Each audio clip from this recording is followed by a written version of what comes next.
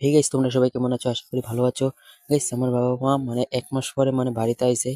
তারা তীর্থ ভ্রমণে গেছিল। দেখো বাবু জ্বরটা ঘুমিয়ে রয়েছে, বাবু শরীর পেলাম না। আর গাইস, আমার মা বাবা আসতে একটা রাম লিয়ে এসে, দেখো রামটা কি সুন্দর cute.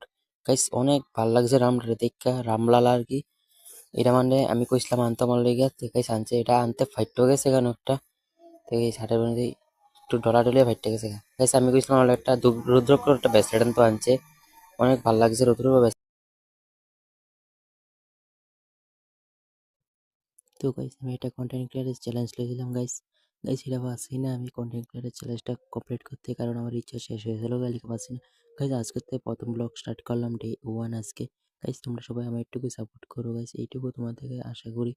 Please guide, thank you so much everyone. Guys, এইটা হচ্ছে তারা তীর্থ ভ্রমণে গেছিল, কিছু ভিডিও ক্লিপ আছে আমার দ্বারা, এটা একটু ধরে দিতেছি তোমরা। দেখো গাইস, কত বড় মহাদেব একটা। গাইস, এর পেছনেতে আরো বড় একটা নারায়ণ। গাইস, নারায়ণটা অনেক সুন্দর লাগছে আমার থেকে, দেহ ভিডিওর ভিতরে। গাইস, এটাই তো সিঁড়ি, মানে এটা কোন জায়গা আমিও কইতে পারি না, ভিডিও করে মানে আমার ফাটাইছে এটি আর কি তোমাদের। আর দেখো গাইস, কত বড় একটা দুর্গা ঠাকুর, মানে অনেক সুন্দর, অনেক বিরাট বড় মূর্তি। তোমরা জানলেও জানতে পারো দুর্গা মূর্তিটা কোনো, কিন্তু আমি জানি না। আর গাইস দেখো, ওটা ব্রহ্মচক্র মানে পুকুরের মাঝখানে ব্রহ্মচক্র। গাইস, অনেক সুন্দর লাগছে দেখতে। তো গাইস, আজকে টাটা গাইস, এর